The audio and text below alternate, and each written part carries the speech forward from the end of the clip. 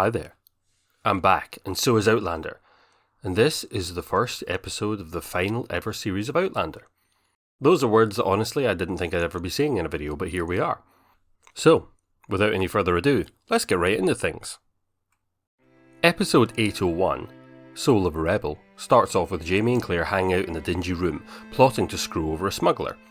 And it turns out he's a bad smuggler, and you can tell because he kind of looks at Claire with shaggy eyes. Then he tells him exactly how he murdered a sea captain and sold the sea captain's kids into a brothel and tossed the wife overboard. And Claire isn't exactly happy about that, so she stabs him a bit to death. And it turns out that, of course, Jamie and Claire's zombie daughter Faith was the one he tossed overboard, and the kids he sold into slavery were wee Fanny and what's her name?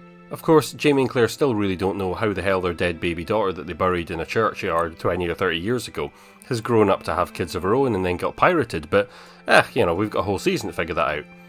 And in the meantime, it's grandkids o'clock, and it turns out that Parsley and Fungus and their whole mycelial network of children are hammering on the door. So it's time for biscuits. Cookies for breakfast! No biscuits. Cookies. Oh, fuck's sake. Anyway, it's Happy Families time. And down to the press, and it turns out that Fungus has been doing secret seditious pamphlets as well as printing newspapers, which, presumably will be important later in the series because the show has absolutely no time for this right now, and Jamie, Claire and their wee Fanny get back on the road to go to Fraser's Ridge.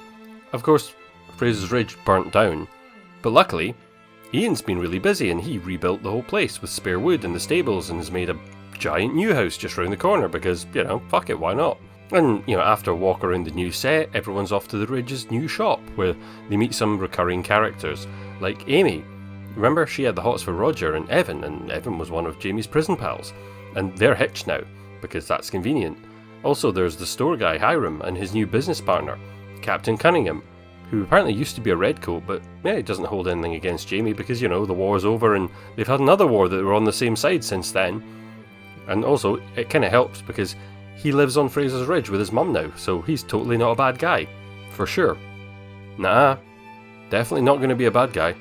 And back home, oh look, Roger and Bree turned up because, why not? And they've brought books like The Cow Jumping Over the Moon and medical texts and Lord of the Rings for Jamie because, I don't know, why not? Also, a history book that Frank wrote which apparently nobody has read because plot. So Jamie reads it and he gets a bit spooked by the photo of Frank.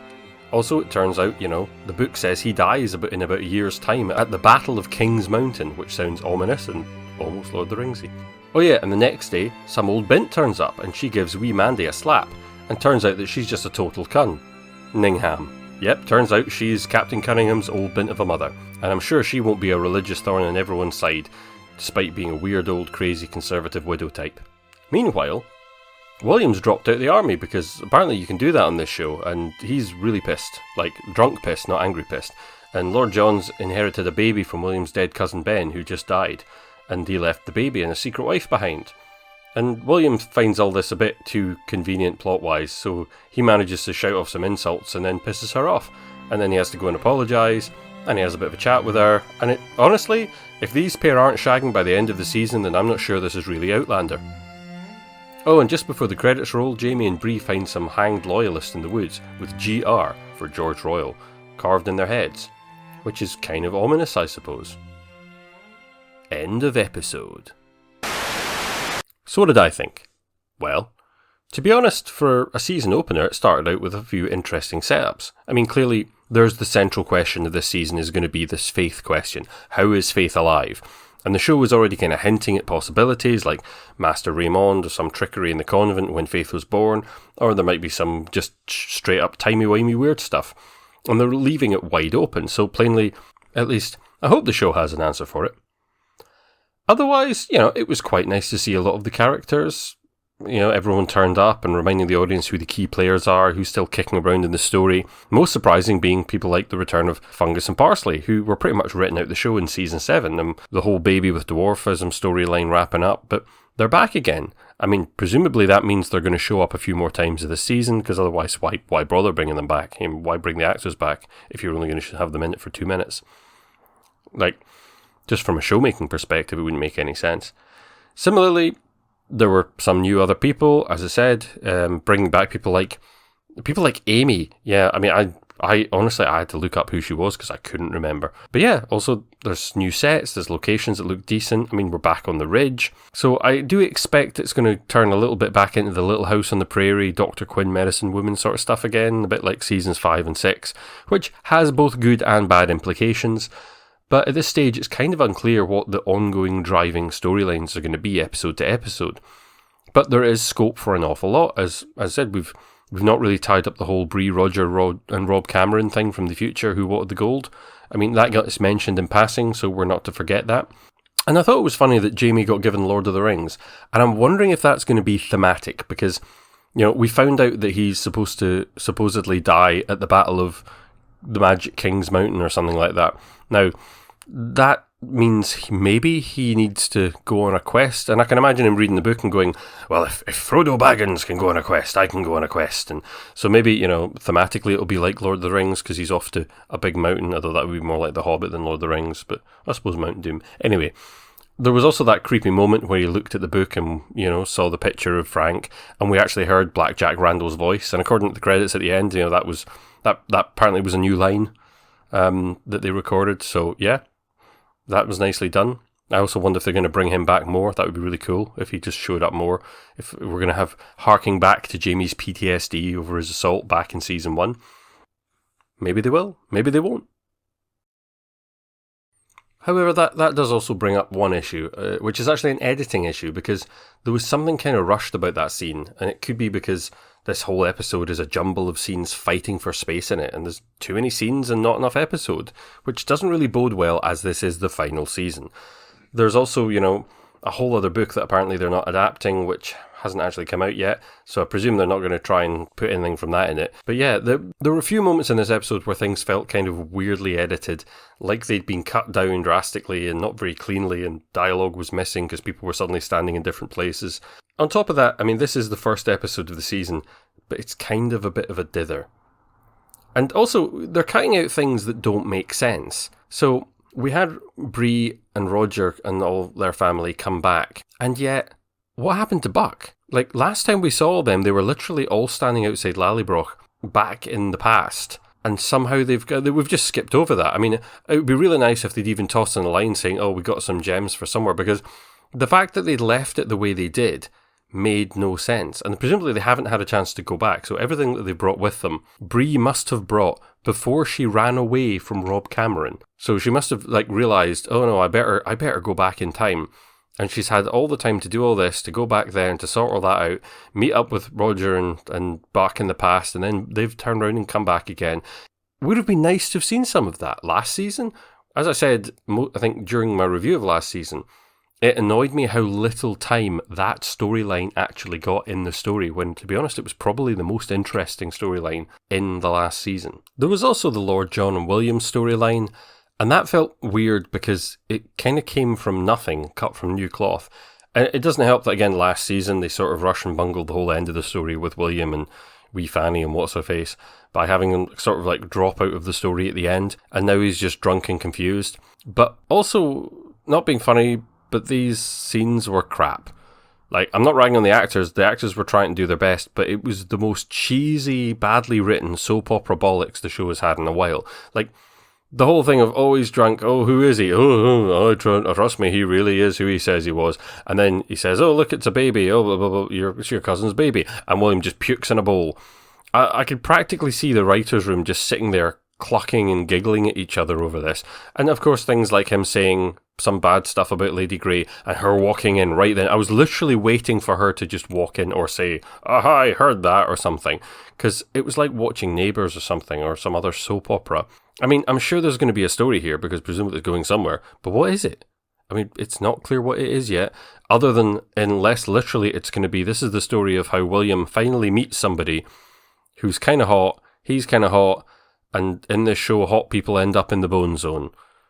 Similarly, there were moments that needed a lot more time to breathe.